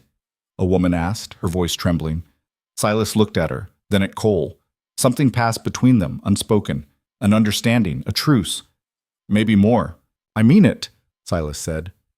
This valley is big enough for all of us, if we're smart about it. Amos stepped forward, extending his hand. Thank you, Mr. Creed. Silas looked at the hand for a moment, then shook it, firm, deliberate. Cole watched it all, feeling something loosen in his chest, something he hadn't felt in years. It wasn't happiness, wasn't peace, but it was close. Lydia walked over to him, Daniel at her side. The boy looked up at Cole with those big dark eyes, and for the first time since his sister died, he spoke. Thank you, Daniel whispered. Cole knelt down, bringing himself eye level with the boy. You're welcome, son. You're a brave kid. Your mama, too. Daniel nodded solemnly, then reached out and hugged Cole around the neck. It was quick, awkward, but it was real. When the boy stepped back, Lydia was smiling. Not the tired, guarded smile she'd worn since independence, a real one, warm and bright, and full of something Cole was afraid to name. What happens now? she asked. Cole stood, looking out at the valley, at the mountains rising in the distance, at the land that had taken so much and given so little. Now we rebuild, all of us. Together? He looked at her. Yeah, together. The marshal arrived just before noon, a lean, weathered man with a silver star and eyes that had seen too much. He took one look at Gideon Pike, listened to Amos and Silas tell the story, and nodded grimly. I'll take him back to Fort Bridger. Judge will want to hear this. He looked at the settlers, then at Silas. You sure about letting them stay, Creed? Could be more trouble down the line. Could be, Silas said, but I'm tired of living alone on a big piece of empty ground. Time to see if people can do better. The marshal smiled faintly. Good luck with that. He loaded Gideon onto a horse, hands bound, face still swollen, and rode north, out of the valley. The settlers watched him go, silent and solemn. When he was gone, Silas gathered everyone together, settlers and ranch hands alike. We've got work to do. Barn needs rebuilding. Fences need mending. Crops need planting. And we've got to divide this land fair so everyone's got a stake. It won't be easy, but nothing worth doing ever is. Amos nodded. We're ready. Good. Then let's get started. The crowd broke up, people moving with purpose for the first time in weeks. Cole watched them go, feeling the weight of exhaustion settle over him. His ribs ached, his head throbbed, every part of him hurt. But he was alive. And for now, that was enough. Lydia came to stand beside him, Daniel's hand in hers. You should rest. Probably. But you won't. Probably not. She smiled. Stubborn man. Runs in the family. They stood there in comfortable silence, watching the valley wake to a new day. The sun was warm, the air clean, the grass green and endless. It was the kind of country people dreamed about, the kind worth fighting for. Cole, Lydia said quietly. Yeah? I'm glad we found you. He looked at her, at this woman who'd pulled him from the edge of death and refused to let him give up. This woman who'd ridden into danger to save a man who'd tried to kill him. This woman who was stronger than steel and softer than rain. I'm glad too, he said. She reached out and took his hand, her fingers warm and sure. And for the first time in 10 years, Cole Rayner felt like he was home. 3 days later, the valley looked different. The barn at Silas's ranch was framed and half-roofed, the work done by settlers and ranch hands working side by side. The wagons had been moved to parcels along the creek, each family claiming a piece of ground and starting to build. There was laughter in the valley, children playing, women singing as they worked. It wasn't paradise, but it was a start. Cole spent the days helping where he could, lifting beams, digging post holes, teaching men how to run fence line. His ribs were healing, the stitches holding, the pain fading to a dull ache. At night, he sat by Lydia's fire, drinking coffee and watching Daniel play with the other children. He felt useful, needed, like he belonged. On the fourth morning, Silas rode out to the settler camp and found Cole repairing a wagon axle. The older man dismounted and stood watching for a moment. You're good with your hands, Silas said. Had a good teacher. Silas's mouth twitched, almost a smile. I came to ask you something. Cole set down his tools and straightened. Go ahead. I'm getting old, Cole. Ranch is too big for one man to run. I need someone I can trust, someone who knows the land, knows me. He paused. I want you to come back. Work with me. Help me build this thing into something that lasts. Cole stared at him. After everything, you're still the best man I know. And I was a fool to let you go. Silas looked away, his jaw tight. I can't bring Emma back, can't undo what I did, but I can try to be better, and I need your help to do it. Cole was silent for a long moment. He thought about running, about disappearing into the mountains and never looking back, about all the reasons he should say no. Then he thought about Lydia, about Daniel, about the valley and the people trying to make a life here. All right, he said quietly, I'll stay, but not as a hired hand, as a partner. We do this together, or not at all. Silas met his gaze, then he extended his hand. Partners. Cole shook it, firm and sure. When Silas rode away, Lydia was standing at the edge of the camp, watching. She walked over, her face thoughtful. You're staying, she said. Looks like it. Good, she smiled. Because Daniel's been asking when you're coming back to tell him stories. I don't know any stories. Then make some up. You're good at that. He laughed, a sound that felt strange and good all at once. I'll do my best. That night, Cole sat by the fire with Lydia and Daniel, the stars bright overhead, the valley quiet and still. He told the boy a story about a man who got lost and found his way home. It wasn't a great story, but Daniel listened with wide eyes, and when it was over, he asked for another.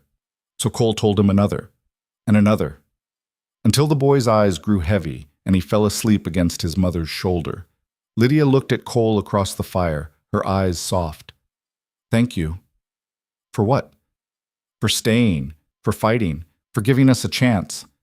Cole shook his head. You gave me the chance. I'm just trying not to waste it. She reached across the fire and took his hand. And there, beneath the Wyoming stars, with the valley spread out before them and the future uncertain but possible, Cole Rayner finally let himself believe that maybe, just maybe, he'd found something worth holding on to. The days that followed moved like water over stones, slow, persistent, reshaping everything they touched.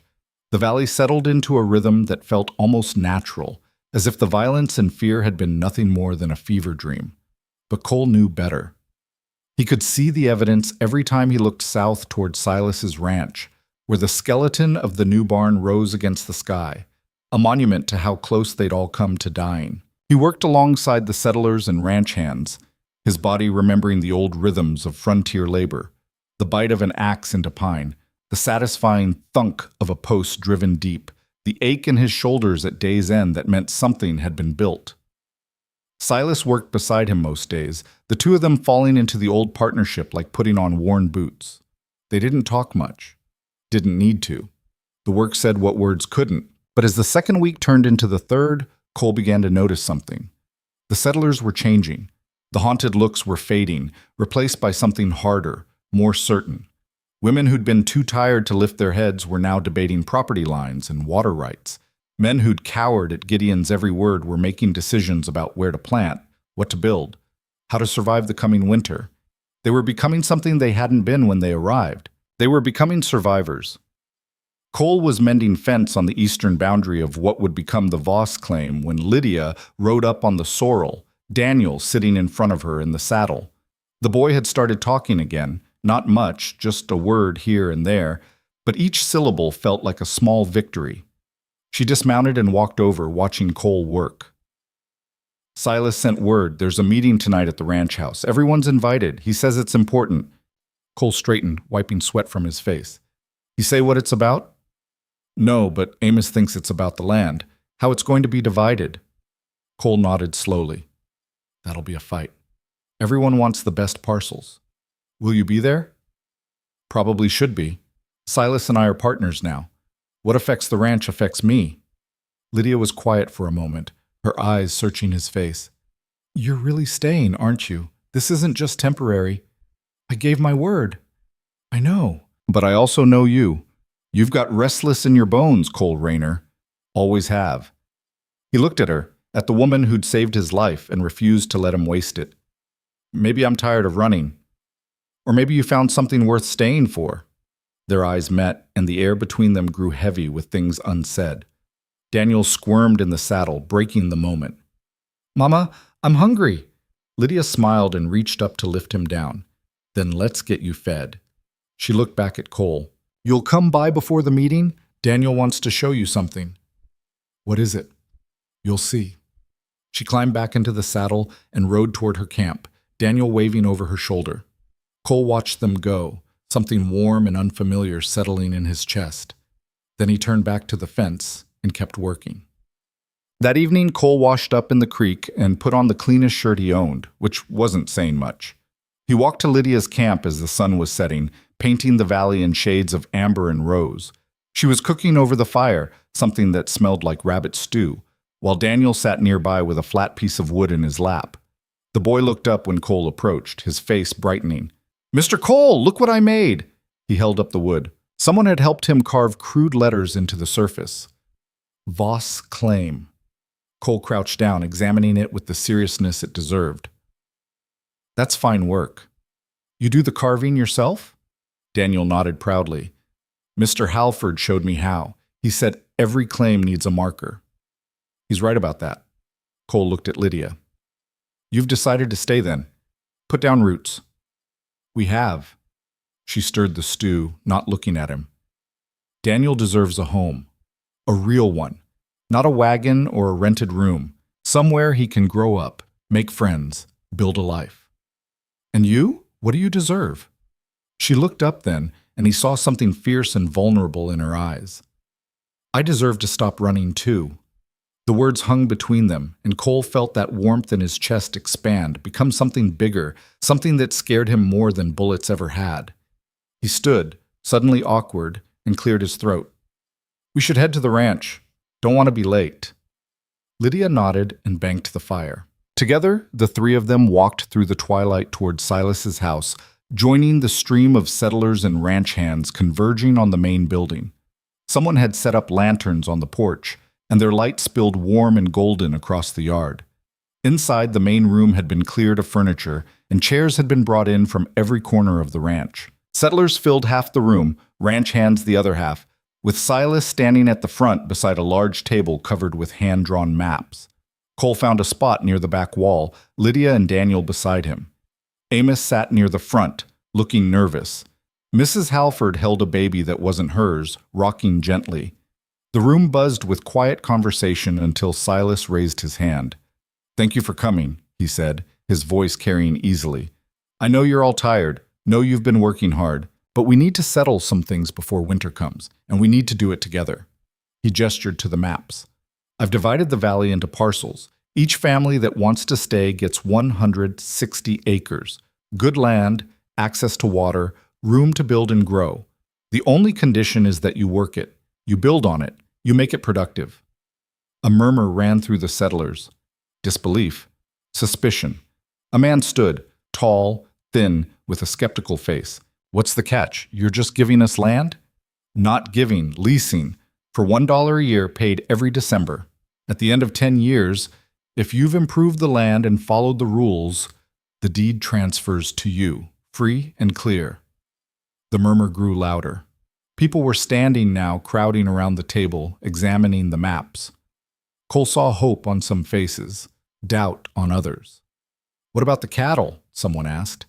You've got thousands of head on this land. Where do they go? They stay, Silas said. The valley's big enough for both. You fence your parcels, I'll keep my herds off them. But the open range stays open. We share the grass, share the water. That's how it works out here. And if there's a dispute, Amos asked, we settle it like civilized people. Talk first. If that doesn't work, we bring in a mediator. Could be Cole, could be someone else we all trust. But we don't settle things with guns. Not anymore. The room went quiet. People looked at each other, processing. Then a woman spoke up, her voice trembling. Why are you doing this? After everything that happened, you could have run us off. Could have let us starve. Why help us? Silas was quiet for a long moment. When he spoke, his voice was low, rough with emotion. Because I've spent the last 10 years building walls, keeping people out, convincing myself that if I stayed alone, I couldn't be hurt again. But all I did was build a prison. He looked at Cole, then at the settlers. Someone reminded me that land without people is just dirt, and a life without purpose is just waiting to die. So I'm choosing different. I'm choosing to build something that lasts, and I need your help to do it. The silence stretched, taut and fragile. Then Amos stood and extended his hand. You've got it, Mr. Creed. You've got our help. Silas shook it, and the room erupted in conversation, excited, hopeful, cautious. People crowded around the maps, pointing, debating, beginning to see themselves in this land. Cole watched it all, feeling something loosen in his chest, something that had been knotted tight for years. Lydia touched his arm. You did this. You made him see it was possible. I just reminded him who he used to be. That's everything, Cole. That's what changes the world. He looked at her, at the firelight reflected in her eyes, and felt the words rising in his throat, words he hadn't said to anyone in longer than he could remember. But before he could speak, Daniel tugged on his sleeve. Mr. Cole, will you help me pick my land? Cole smiled and crouched down. I'd be honored.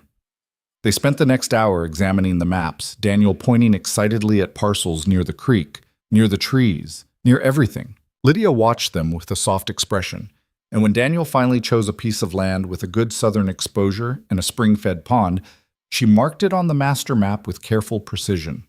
As the meeting broke up and people filtered out into the night, Cole found Silas on the porch, staring out at the valley. "Thank you," Cole said quietly. Silas glanced at him. "For what?" "For giving them a chance. For giving me one. You earned it, all of you." Silas was quiet for a moment, then said, "I owe you an apology for what I did, shooting you, leaving you to die. There's no excuse for it. You were grieving. You weren't thinking straight." "That's an explanation, not an excuse." Silas turned to face him fully. Emma would have liked these people, would have liked the noise, the children, the life. She always wanted the ranch to be more than just cattle and silence. "She was a good kid. I miss her too." Silas nodded, his throat working. "I'm trying to honor her memory the right way, by building instead of destroying, by opening up instead of closing down. It's harder than I thought. Anything worth doing is." They stood together in the darkness, two old soldiers trying to make peace with the past. Finally, Silas clapped Cole on the shoulder. "Get some rest. Tomorrow we start laying out the parcels. Going to be a long few weeks." Cole nodded and walked down the porch steps, heading back toward the settler camp. The night was cool and clear, stars thick overhead, the air sweet with sage and pine.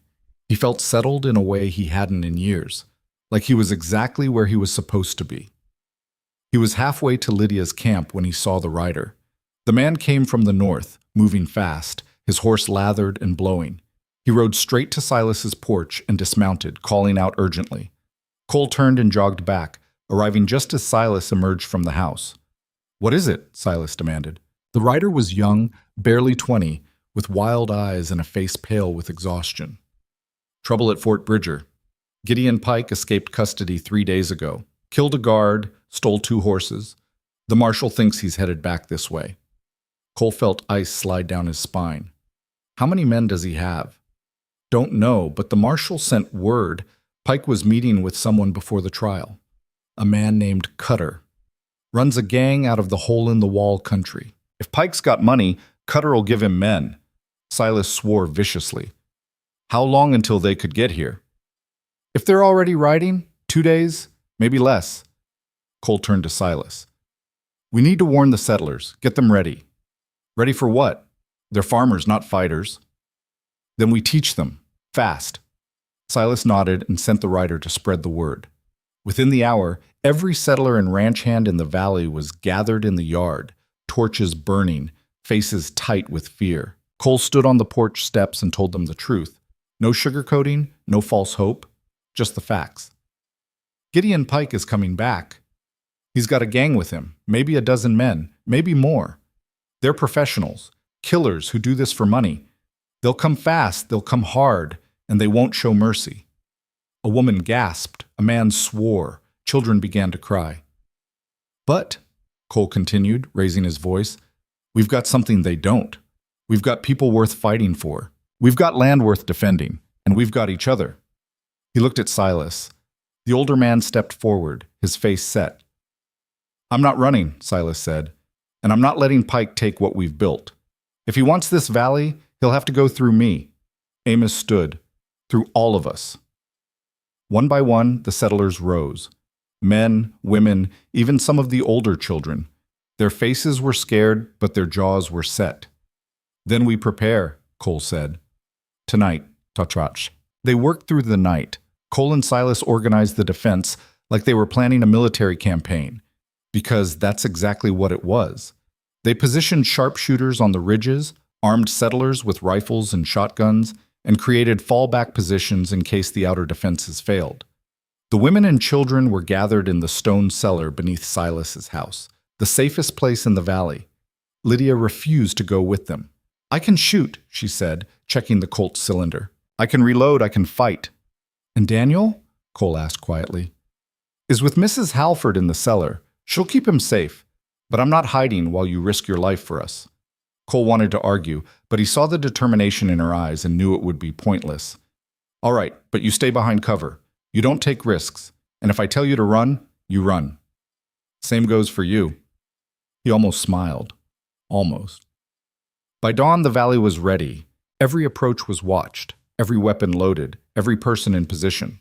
Cole stood on the porch beside Silas, scanning the horizon, waiting. Think he'll really come? Silas asked. He'll come. Men like Gideon don't let go. They'd rather die than admit defeat. Then we'll give him what he wants. The sun climbed higher. An hour passed, then another. The tension stretched taut as wire. Then someone shouted from the eastern ridge, "Riders, 20, maybe 25, coming fast!" Cole's stomach clenched. He lifted his rifle and sighted down the barrel, watching as the line of horsemen appeared on the horizon. They rode in a loose formation, confident and unhurried. At their center was a familiar figure, Gideon Pike, his face healed but hard, his eyes burning with rage. They stopped 300 yards out, just beyond effective rifle range. Gideon rode forward alone, his horse prancing, his voice carrying across the valley. "Silas Creed! Cole Rayner! I've come to take what's mine!" Silas stepped to the edge of the porch. "You've got nothing here, Pike. Turn around while you still can. I've got a claim on this land, legal and binding, and I've got the men to enforce it.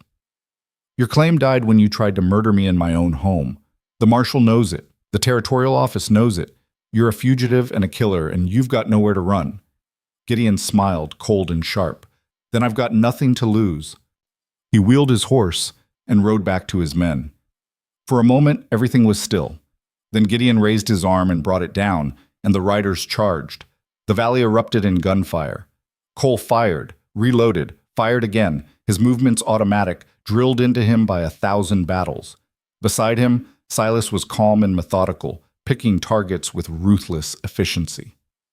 Along the ridge, the sharpshooters opened up, bullets kicking up dirt among the charging horses. 3 riders went down in the first volley, then 2 more. The charge faltered, men wheeling their horses, seeking cover behind rocks and trees. They returned fire, bullets slamming into the porch, the walls, the windows.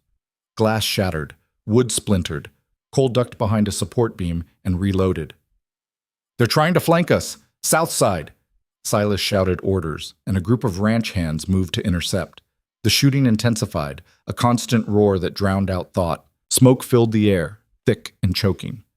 Cole saw Gideon dismount and move behind a boulder, directing his men with hand signals. He was staying back, letting others take the risk. Typical. "I'm going after him," Cole told Silas. "That's suicide." "So is letting him coordinate this attack." Before Silas could argue, Cole vaulted over the porch railing and sprinted toward the tree line, staying low, using the smoke for cover. Bullets whined past him, close enough to feel the heat. He dove behind a water trough and caught his breath, then moved again. He reached the trees and circled wide, using the terrain to mask his approach. Through the undergrowth, he could see Gideon crouched behind the boulder, a pistol in his hand, his face tight with concentration. Cole raised his rifle and stepped into the open. "It's over, Gideon." Gideon spun, bringing his pistol up, but Cole was faster. The rifle cracked, and Gideon's gun went flying, his hand clutching his wrist. He fell back against the boulder, his face twisted with pain and fury. "You've lost," Cole said, walking closer. "Your men are dying. Your plan failed. It's over." "It's not over until I say it is." Gideon lunged, pulling a knife from his boot, slashing wildly. Cole blocked with the rifle, and they grappled, crashing to the ground. The knife bit into Cole's shoulder, hot and sharp, and he twisted, slamming his elbow into Gideon's face. The knife fell. Cole kicked it away and pressed the rifle barrel against Gideon's chest. "Stay down!" Gideon's eyes were wild, desperate. "You think you've won? You think these people will thank you? They'll turn on you the moment things get hard. They'll blame you for everything that goes wrong. That's what people do." "Maybe. But I'd rather die trying to help them than live knowing I didn't." Gideon laughed, bitter and broken. "Then you're a fool." "Probably." Cole hauled him to his feet and marched him back toward the ranch, rifle pressed between his shoulder blades. As they emerged from the trees, the shooting was already dying down. Most of Gideon's men were dead or wounded, the survivors scattering into the hills. The settlers and ranch hands were standing now, checking each other, tending the wounded. Silas met them in the yard, his face grim. "It's done?" "It's done."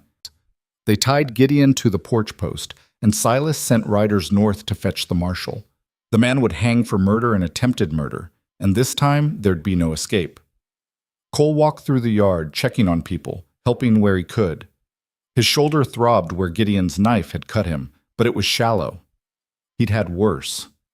He found Lydia near the barn, reloading her rifle with steady hands.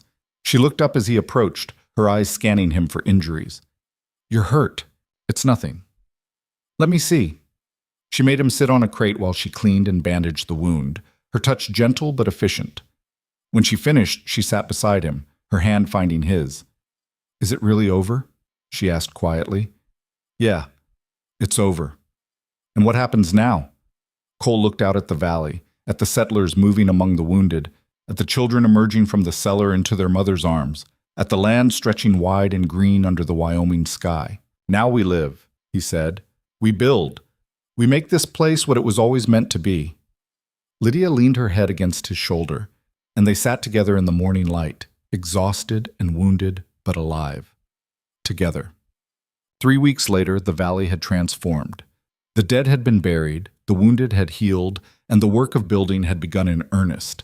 Cabins were rising on the parcels, smoke curling from new chimneys, children playing in yards that would someday hold gardens and livestock. Cole stood on a rise overlooking the valley, watching it all come together. Silas joined him, walking with a slight limp from a bullet that had grazed his leg during the fight. "Looks different, doesn't it?" Silas said. "Looks alive." Emma would have loved this. "I know."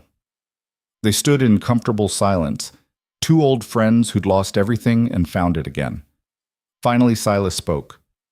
"I've been thinking about the future, about what happens when I'm gone." Cole glanced at him. "You planning on going somewhere?" "Not soon, but eventually.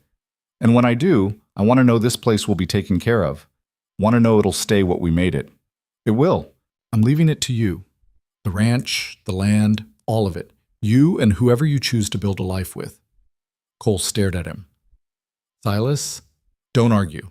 It's already decided. You've earned it 100 times over." Silas smiled faintly. "Besides, I've seen the way you look at that Voss woman, and the way she looks at you. About time you stopped running from happiness." Cole didn't know what to say, so he just nodded, his throat tight.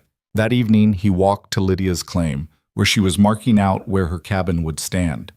Daniel was helping, carrying stakes and twine, his face serious with concentration. "Need a hand?" Cole asked. Lydia looked up, smiling. "Always." They worked together as the sun set, laying out rooms and walls, dreaming out loud about fireplaces and porches and gardens. Daniel ran between them, chattering about where his room would be, where the barn would go, whether they could get a dog.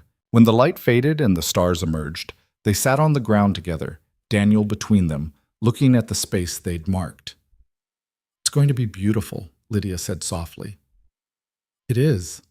She looked at him, her eyes searching. "Stay, Cole. Not just for the valley, not just for Silas. Stay for us."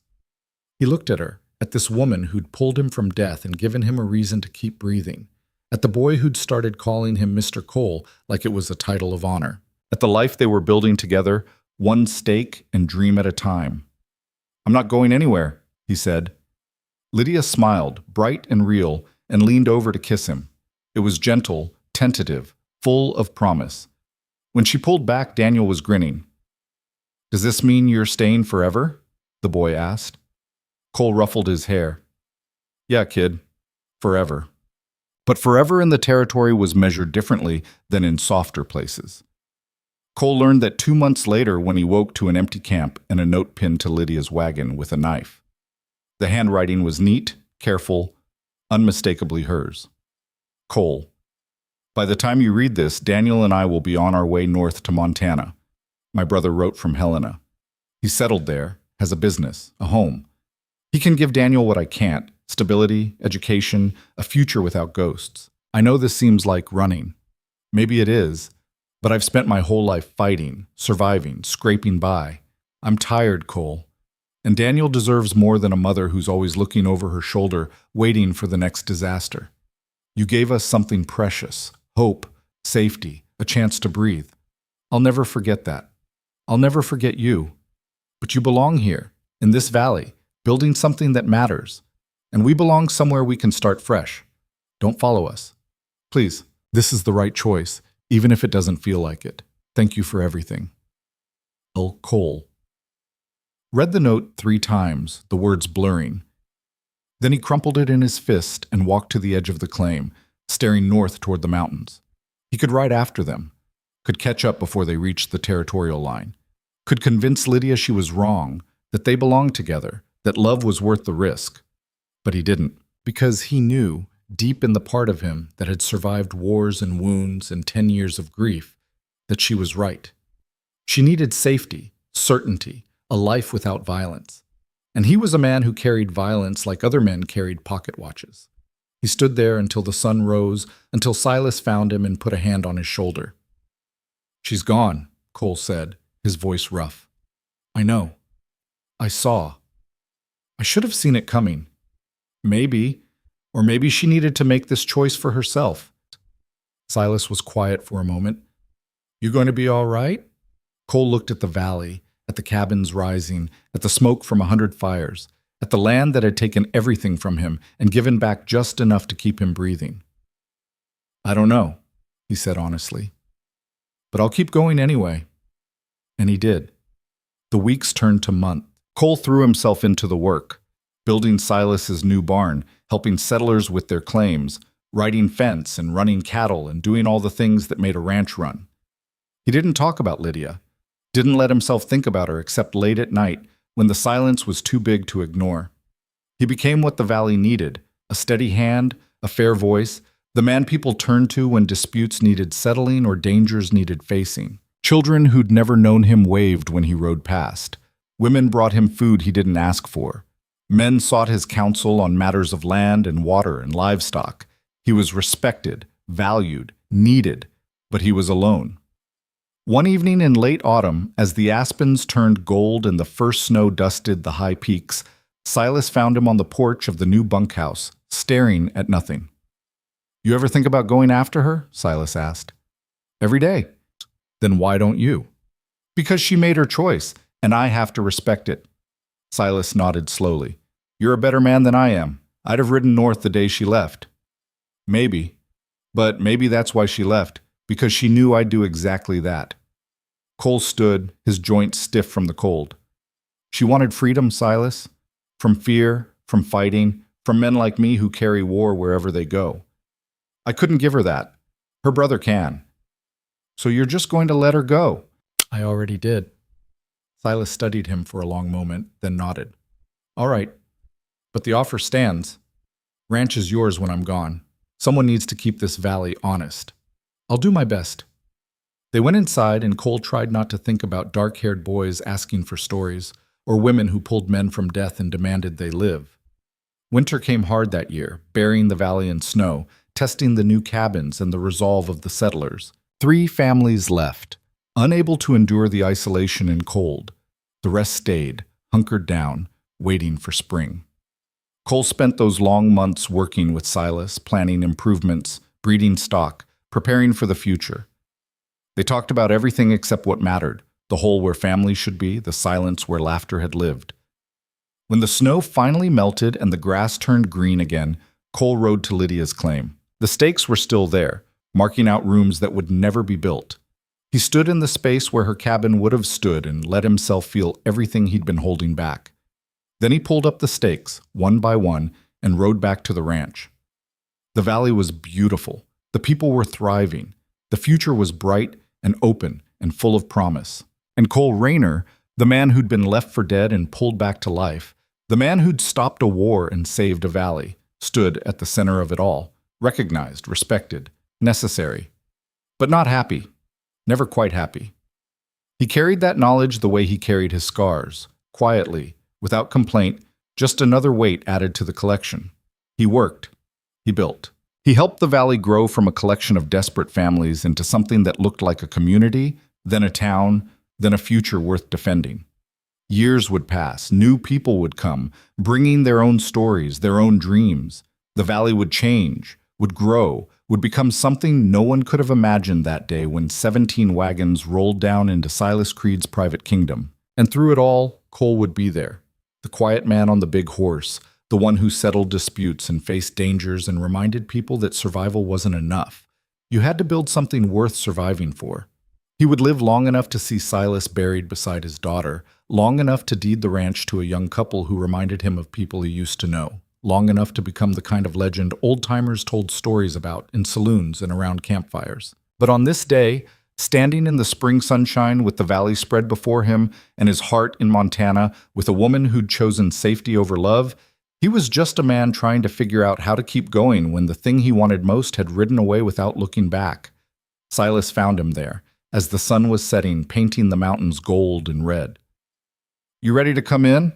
the older man asked. Cole looked at the valley one more time, at the smoke rising from chimneys, at the cattle grazing in green meadows, at the future he'd helped build with blood and sweat and stubbornness.